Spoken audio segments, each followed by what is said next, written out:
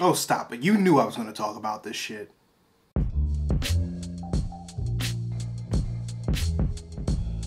Trust me, readers, when I first heard that Telltale Games was closing, I was just as devastated as you were. At the time, I didn't know that Telltale closing their doors meant that a lot of their most recently announced games were also going to be cancelled. Because let me tell you, I was psyched as fuck when I found out that there was going to be a Season 2 of The Wolf Among Us. I really enjoyed playing the first one, and the video game was my introduction to the Fables comic book series by Vertigo. So you could only imagine how I felt when a couple of months later, they announced that pretty much everything they're working on other than Minecraft Story Mode was in the hybrid limbo of to be determined and yeah, it's cancelled.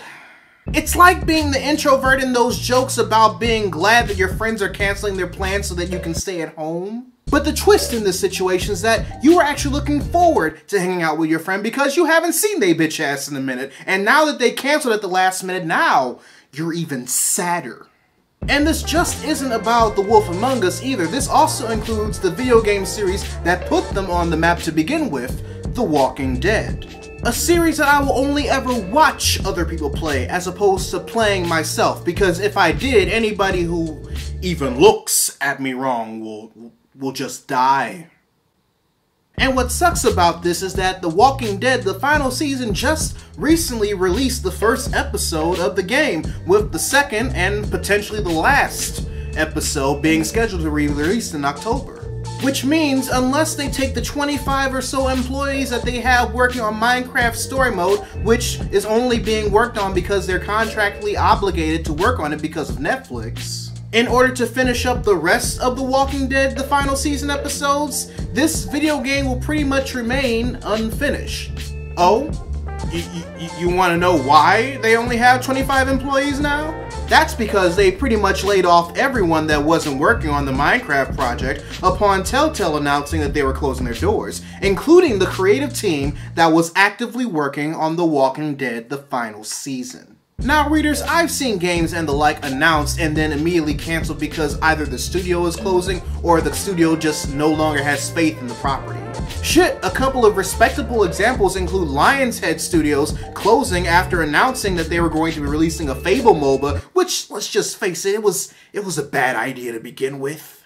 And then of course there's Microsoft cancelling Scalebound after promoting it 3 years in a row. And this may have a lot to do with the fact that Telltale releases their video games installments in episode formats. But never in the life that I am currently living have I ever seen a video game canceled mid-release that will result in an unfinished product being available for the entire masses. And no, you can't use PT as an example, because while that was definitely a demo for a video game that we will never play, that bitch was complete. But the status of Telltale's unfinished video games is not what I want to focus on right now. Because while that's tragic in its own right, the layoff of over 200 employees by the company is worth talking about even more. Specifically how certain media outlets have been handling the situation. Because Jesus Christ, the confusion. Now, if you frequent Twitter enough to keep up to date with some of the devs that have been tweeting about the situation ever since Telltale closed their doors, then you would know that some of them have been very vocal about the situation ever since they've been laid off. The most vocal of them being Emily Grace, who revealed that not only were the majority of the people under Telltale's employed that were let go not getting severance pay, but that the majority of the employees were contract workers, disqualifying them from unemployment, and were living from paycheck to paycheck because living in the Bay Area is the equivalent of constantly landing on Boardwalk and Park Place with a hotel in each of those bitches. And all of her statements were confirmed by other post-Telltale employees. Like Brandon Sabenka's statement, who posted about his layoff on Twitter hours before Emily, confirming that despite all of the overtime and late hours he worked, he received no severance for it. Now, while these Twitter posts were in fact the first things that I found regarding Telltale's massive layoff, despite believing every word that these two testimonials have said, I decided to see if there were any articles that backed up these claims. The first one I found was by Polygon, and the way it read just confused the fuck out of me. Because the way that the article read, the layoffs happened in a way that was completely different than what any testimonials that I read happened. Those who were let go were properly paid off until the beginning of next year. People were given severance pay. And everybody who got to keep their job had the day off in order to properly say goodbye to those who were leaving. You can see how this conflicts with the information that I just stated. So after I read this, of course, I had to be Oprah Winfrey interviewing Lindsay Lohan asking this specific question. So what is the truth?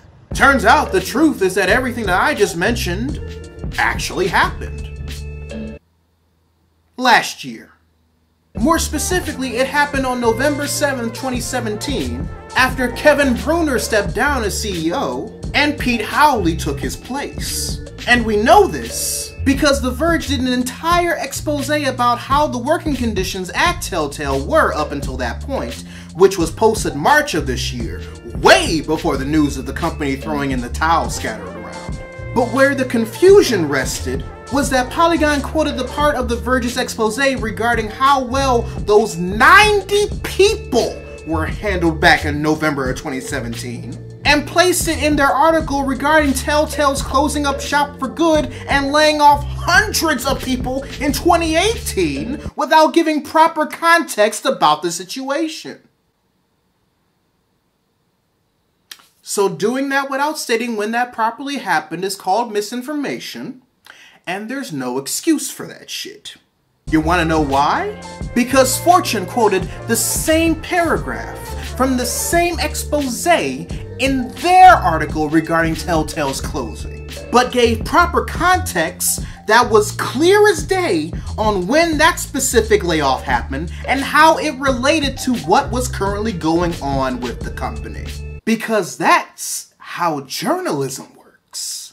Thankfully, from the looks of it, the traffic from Polygon's take on the situation hasn't deterred any of the gaming companies that have reached out their hands to the 250 ex-employees of Telltale regarding offering them jobs and interviews for their positions. And I also wanted on record that whether this was intentional or not is a completely different story on its own record. Like I stated in the previous video, it is not my place to sling mud when there is no definitive proof of anything.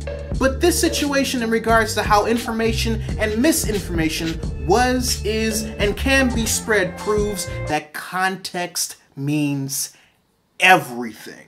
If someone were to read the testimonials of Emily and Brandon's experiences working and being laid off from Telltale after reading this Polygon article without doing their due diligence as far as properly researching everything, people would be coming out of the woodwork about how they were lying about how they were let go, how they're doing nothing but seeking out attention and or harassing them online.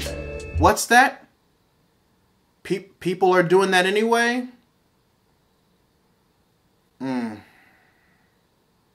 Anyway, readers, your homework assignment for the day. Write in the comment section below which company you think will benefit the most from hiring the employees of Telltale Games. Or if you feel like sharing with the rest of the class an instance in which context, or the lack thereof, impacted you the most. Whichever question you decide to answer, I'd love to know your thoughts. If you want to help support the channel, you can purchase official merchandise by clicking the card at the end of the video or in the link in the description down below. Also, be sure to subscribe to the channel and turn on notifications because I post new videos every Monday, Wednesday, and every other Friday. But until then, this is Readus 101. Class dismissed.